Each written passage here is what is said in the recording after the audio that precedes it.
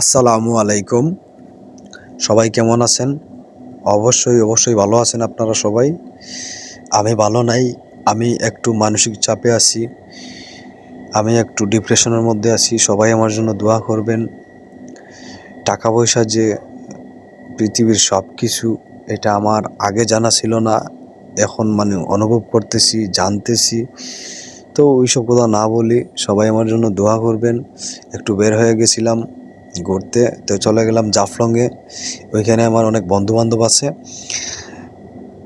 ওরা আমাকে বলছে, তুই আয়, আমরা আসি, আমরা তোকে নিয়ে পুরো জাফলং ঘুরবো, সমস্যা নাই, ভালো লাগবে, মন ভালো হয়ে যাবে। তো গেলাম।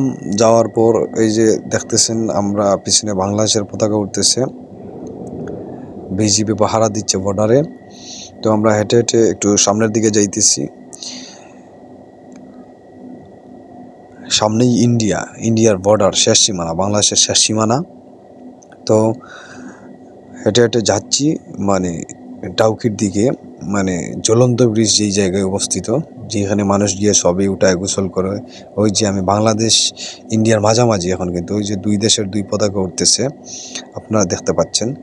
তো আমরা একটু সামনের দিকে যাব। জ্বলন্ত ব্রিজ যেই জায়গায় অবস্থিত, জ্বলন্ত ব্রিজ যেই জায়গায় অবস্থিত, ওই জায়গাটা হচ্ছে মূলত ইন্ডিয়া। আমরা বাংলাদেশ শেষ সীমানা থেকে দেখি আর কি যেটাকে।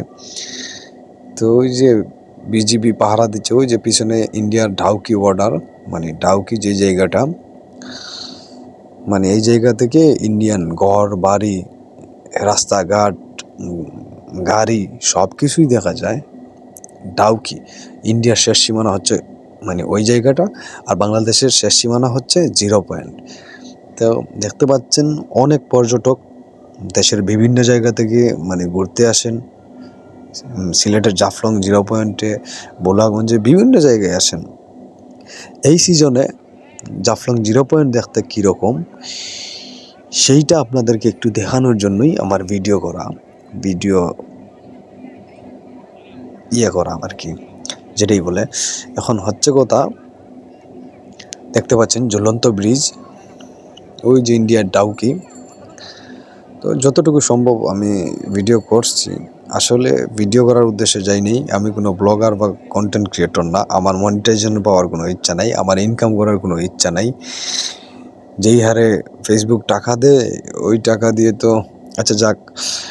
দেখতে পাচ্ছেন আমরা ঘোরাঘুরি করে আবার ফেরত চলে যাচ্ছি। মাঝখানে কিন্তু অনেক সময় এখানে ছিলাম, ভিডিও করছি, ছবি উঠাইছি।